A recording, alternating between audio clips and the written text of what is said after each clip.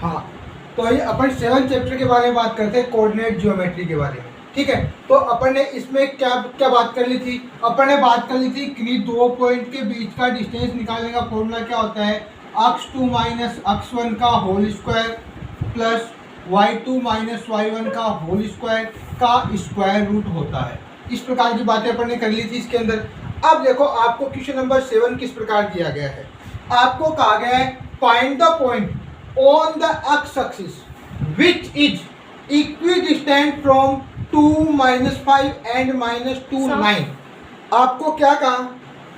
आपको कहा गया है कि दो पॉइंट आपके पास है 2 और माइनस 5। और देखो मान लिया आपने, आपके पास एक पॉइंट ये है 2 और माइनस 5, एक पॉइंट आपके पास ये है -2 और 9। दो पॉइंट आपको दे रखे हैं। ठीक है, फिर ये क्या है कि ये दोनों पॉइंट, एक point find the point on the x axis. आपको एक्स एक्सिस के ऊपर एक पॉइंट फाइंड करना है। तो एक्स एक्सिस के ऊपर पॉइंट, तो कल अपन ने बात की थी कि यदि पॉइंट, इफ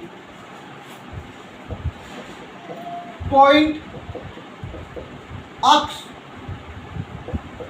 पॉइंट ए या कोई भी ए मान लिया, is situated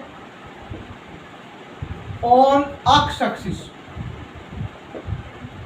on x axis, यानी कोई पॉइंट ए माना आपने, यदि वो एक्स एक्सिस के ऊपर सिचुएटेड होता है, ए मान लिया अपन ने, और ये एक्स एक्सिस सिचुएटेड है, तो एक्स एक्सिस पर हमेशा देन y इक्वल 0। तो एक्स एक्सिस पर y की वैल्यू हमेशा क्या होती है? 0 होती है। तो इस ए पॉइंट का कोऑर्डिनेट कितना हो गया अपने पास?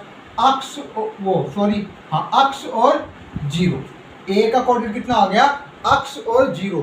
एक पॉइंट है जो x एक्सिस के ऊपर है, which is equidistant from point, जो इस पॉइंट से, इसको मैंने B मान लिया और इसको मैंने C मान लिया, तो ये जो A पॉइंट है ये B से, और ये जो A पॉइंट है वो C से क्या है? इक्विडिस्टेंट आपको दे रखा है। ठीक है, y equal 0 which is equidistant from point B। B कितना आपका? 2 और -5 एंड C -2 9। ठीक है, यानी जो A पॉइंट है वो B से और A पॉइंट C से दोनों डिस्टेंस क्या है? बराबर। यानी मैं क्या लिख सकता हूं? अकॉर्डिंग टू क्वेश्चन क्या है आपके पास कि ये जो AB डिस्टेंस होगा वो किसके बराबर है? AC डिस्टेंस के बराबर है। ठीक है, अब आपको पता है कि डिस्टेंस का फॉर्मूला क्या होता है। डिस्टेंस होता है x2 माइनस x1 का whole square plus y2 minus y1 का होल स्क्वायर का स्क्वायर रूट। ठीक है, तो यहां से देखो आपके पास ये आ गया कि AB इक्वल AC है, तो मैं यहां से AB का डिस्टेंस निकाल सकता हूं। कैसे निकाल लूं मैं? x माइनस 2 का whole square plus 0 minus minus plus का 5 हो जाएगा, 0 प्लस 5 का होल स्क्वायर का रूट। ये तो हो गया AB। ये किसके इक्वल होगा? AC। तो AC कितना जाएगा आपके पास? x माइनस माइनस 2, तो क्या बन जाएगा? प्लस का 2 का होल स्क्वायर प्लस 0 माइनस 9 का होल स्क्वायर का स्क्वायर रूट। ठीक है, फिर देखो दोनों तरफ रूट आ रहा है, तो मैं क्या लिख देता हूं? Square of both side. दोनों साइड का क्या करते हैं अपन? स्क्वायर। जब मैं दोनों साइड का स्क्वायर करूंगा तो इन दोनों के रूट से स्क्वायर क्या हो जाएंगे? कैंसिल। आपके पास क्या बचेगा? x माइनस 2 का होल स्क्वायर प्लस 0 प्लस 5 कितना हो जाएगा? 5। तो हो गया 5 का स्क्वायर इक्वल, ये क्या बन गया? x प्लस 2 का होल स्क्वायर, और ये क्या बन गया? -9 का होल स्क्वायर। इतनी बात क्लियर है?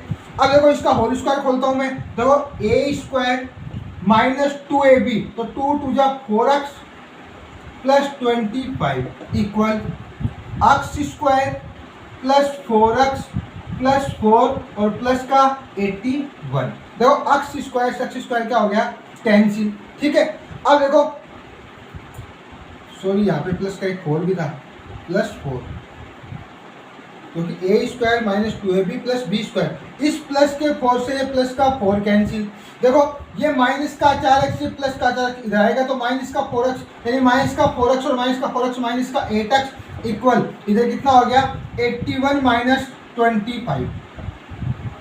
दो माइनस का 8x इक्वल कितना बन गया आपके पास, माइनस का प्लस का सॉरी कितना बचेगा 11 में से 5 गया 6 बच गया, अब 7 में से 5 गया 7 में से 2 गया 5 बच गया। तो अक्स बराबर कितना आ गया आपके पास, आपके लिए अक्स बन गया 56 अपॉन माइनस का 8, तो अक्स बराबर हो गया आपके पास माइनस का 7। तो यानी अक्स की वैल्यू आ गई माइनस का 7। तो अपन लिख सकते हैं सो कोऑर्डिनेट